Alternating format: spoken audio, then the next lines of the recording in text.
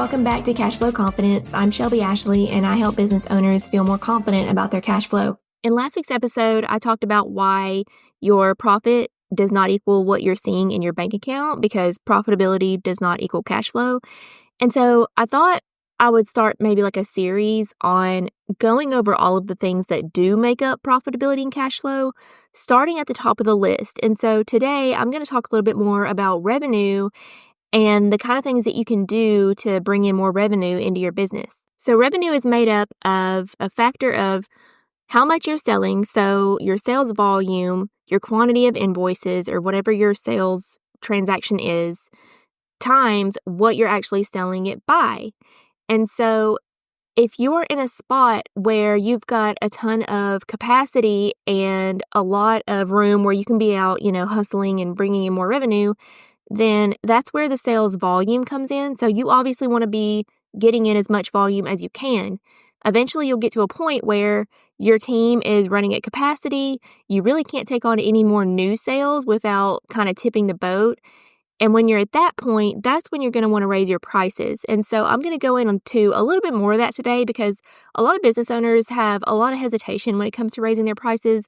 Obviously, because, you don't want to lose valuable customers and, you start to kind of question internally, is my product or service even worth this price? And so we're going to go into all of that today. So I'm going to talk about how to know when a price increase makes sense in your business and what red flags you need to watch for in your capacity and in your cash flow, and then what you need to get into place before you pull the trigger because, like I said, there just comes to a point where you literally can't even serve, one more customer without things kind of crashing and burning. And when that happens, if you do try to serve that extra customer or squeeze in that new work, you kind of let other customers fall off the table or your team gets burned out or it's just not good. It's not good all around. It's not worth the hassle to try and serve one more person when what you need to be doing to bring in more revenue is raising your prices. So when I say capacity, when you're operating at capacity, what do I mean by that? What that looks like is your team may be working, filling in every single hour that they're allotted to work. There's no downtime. Your own personal calendar is probably super full. You really don't have any more times for meetings. You may not even be, sleeping very well or able to take any vacation time. And there's just no room whatsoever in your business to add any new projects.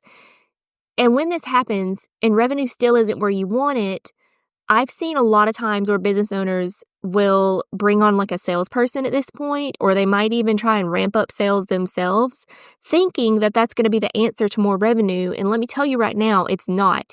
If you are operating at capacity, bringing on a salesperson can be catastrophic because say this salesperson is wildly successful and let's say that they're just like mediocre at best. Okay, they're just mediocre, like they do a little better than, what you might be doing if you were doing it on your own. Even if they are just, marginally better than you are at sales, if they start bringing in more clients, what are you going to do with them? Think about your business right now and how it's operating and think about all the downtime that you probably don't have. If you were to take on more work right now, what would happen? If your conveyor belt is already full, you can't fit anything else onto it. So bringing on a salesperson when you're at this point in your business is not a good idea whatsoever. And so it's at this point that you're going to want to raise your prices. Okay, raise your prices. Yes, some clients and customers will fall off when you raise your prices. You might even find that as you go out on different sales meetings, you're going to get told no more often. That is completely normal. It does not mean that you have raised your prices too much. So figure out what would be a good price for you to hit the revenue target that you're wanting to reach and kind of back into, okay, if I don't have a single new client or customer, what do I need to charge now in order to meet that revenue target? And then set your price from there.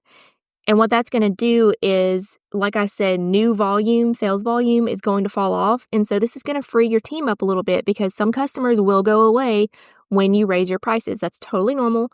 That's totally fine. And then as you kind of go along at this new price, new customers are going to go in, and then it's going to kind of fill the backlog of the work that was lost. Okay, so we talked about capacity.